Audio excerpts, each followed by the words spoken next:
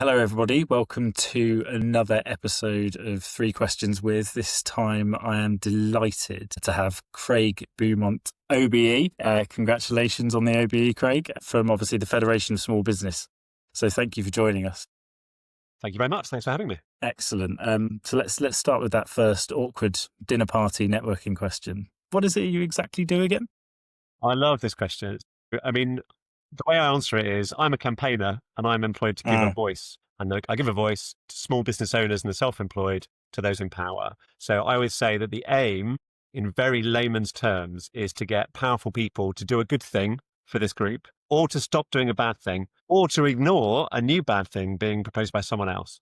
That's it. Lots of talking, lots of negotiating, lots of persuading. And, we were talking just before we went on that, 99% of the business community is a small business. So it's 5.4 million out of the 5.5 million. It's a really big, big thing. Two-thirds Yeah, of private sector jobs, and it's massive. Individually, each one of those doesn't have a lobbyist, a spokesperson, or a policy person, and they don't no. fund the public affairs agency. So when I'm in meetings with government or at party conferences, where I put forward one of our small business leaders in most of those arenas, I'm often the lone small business voice in among 99% of big corporates. So that, if you like, reality does not match what you have in these meetings. So I feel as though I'm part of a cause.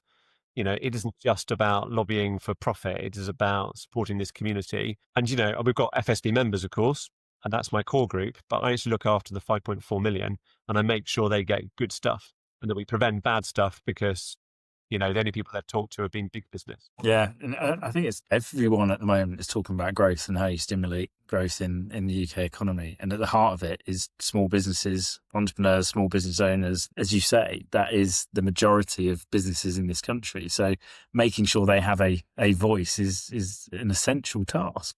Yeah, I think it's also that I think there's quite a lot of sentimental support for local small businesses. People want to support their local small biz. But what you then find is that in these policy spheres, in these arenas, you're the one who has to come out with policy suggestions. So, and sometimes we change the world, right? Yeah, Sometimes it really works. So I'm trying to think of the best ones. I mean, the single biggest thing we've ever done, I would argue, is the employment allowance. So basically, if you employ 4 or 5 people on a living wage, you won't pay any national insurance, employers' national insurance. So if you like, that's getting the government to understand there is more to supporting small business than fine words. You're actually going to economically support them. And that it's because it isn't because they're fragile. It's that actually they're best placed to go and create that extra job. While if you were completely. to provide, that was now up to £10,500 per year. Now that 10.5 grand to a small business is chunky. That 10.5 grand to a big corporate is nothing. So really it's about making sure the politicians get that. And so I spend my days, strategizing and talking basically and trying to talk to a person in power that can make a difference, Yeah. or a journalist or on broadcast to try and persuade them through kind of other channels too. And I think about this quite a lot now as a small business owner, but I think one of the things about small businesses is they're often there right in front of you on your high street in your kind of local area. And the success and failure of small businesses can give you a tangible feeling as to whether things are moving in the right direction or the wrong direction as well. So, You can have like a big firm, I won't name any, but you have a big firm doing something good and you can capture that and say, oh, this adds X to the economy. But if you find a way to kind of lift all boats, to kind of go to maybe it's not all 5.4 million, maybe it's to 1 million small businesses and you help them buy 1%, like that is worth so much more, but you need to persuade people about the policy tools, any costs, or what you do about it. So it can't just be about pom-poms and cheerleading. It needs to be about, okay, I've seen things happening in my local community. One thing about FSB, I kind of refer to it sometimes as the UK's grassroots business network, because you hear stuff. As soon as someone makes a change somewhere and it hasn't worked, my God, we hear about it. And so we could then spot it in a few different regions in the UK, work out what the problem is, come out with a policy solution. We did it on an aspect of business rates, which changed, and then go into government and persuade, and then campaign around it. And that, if you like, is the wonderful feedback loop. It's a cause. Really feel it, and I'm really proud of it. feedback loops are so important when you're running a high performing membership organization, because it's real time data. You can say this is how people are perceiving this and actually feeling it in real life. And government wants solutions at the end of the day, right? And I suppose it needs to be more than just representing it. It's a bit like, how Yes. people were like, oh, referendums are great because you get everyone's views. Well, getting views is one thing, dealing with incoming is one thing. But then synthesizing what a good answer could be that then works in terms of persuading a politician is slightly different. And I think that's where you kind of add value to the business by doing that. Brilliant. Looking back over your career, is there a singular piece of advice that you'd offer your more junior self? One of my first jobs was actually a placement in Number 10. So as a very young person, turning up, being one of three working on Prime Minister's questions, you do have a few things. You have imposter syndrome. You have, am I supposed Yeah. to be here? And I think I sensed it at the time. It was an unbelievable opportunity to kick off your career at Mm, the center of what you want to be doing. mm, So, and I still use that in my thinking. And, I'm now 25 years later, I still use it. So my advice to younger me would be, look, you got the right instinct, try and get every single benefit you can from this moment, from that mm, was 6 months, every day, every moment, everything you do now is an opportunity. So you spend your whole time kind of absorbing, grabbing any opportunity you can to do anything. That maybe it's outside of what your core job is.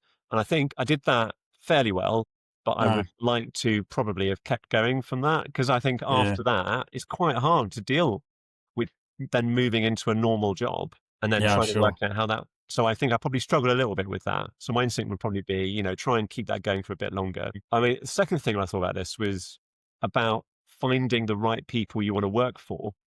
And it sounds a little bit subservient, but it's actually about finding individual stars. And I think you'll recognize them later in life. Amazing senior people, simply being around them and having time, you absorb and learn. And I've had a handful of them through my career. I don't know if you have, but maybe it's a chief exec or a director, a level up, three levels up, but you get your few minutes with them on a one-to-one, or maybe you've written a project proposal and up it goes. And even though it's your specialism and you feel confident about you, they still get you to think about it in a different way. They have Yeah. some amazing suggestion or something completely different that then expands what you can do. And I think you spot that and you keep going. And then later on in life, when you get to appoint people, I'm in the position now I do get to appoint people, you can appoint people in your team that have those qualities for people around them. If you like, it becomes a kind of virtuous circle, Yeah, it does. and I think that's under kind of accounted for in people's career choices. Don't just think about the brand of the employer you want to go to see. Think about the person, the most important person you'll be working with in that kind of organization. And that's not always the person you're reporting into.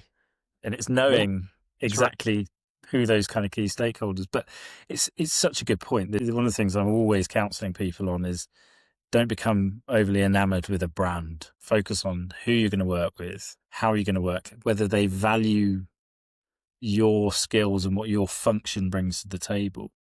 But yeah, the power of working for great leaders, that's the thing that often will transform people's career, especially if and actually great leaders are always these types of people, but who are willing to send the elevator back down, as it were, and give you opportunities. Yeah, it's a great answer. From the standpoint then of having had those opportunities in your career, were there moments where you felt, actually, I've probably made the wrong move for the wrong reason there, or have you been lucky enough to always make the right decision?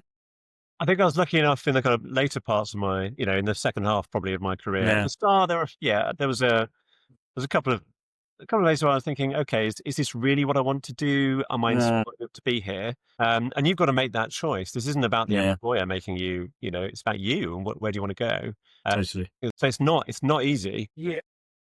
I think, yeah, finding the right people, it's probably that's the top level really for the stars. And then there's sort of building your network anyway in every job.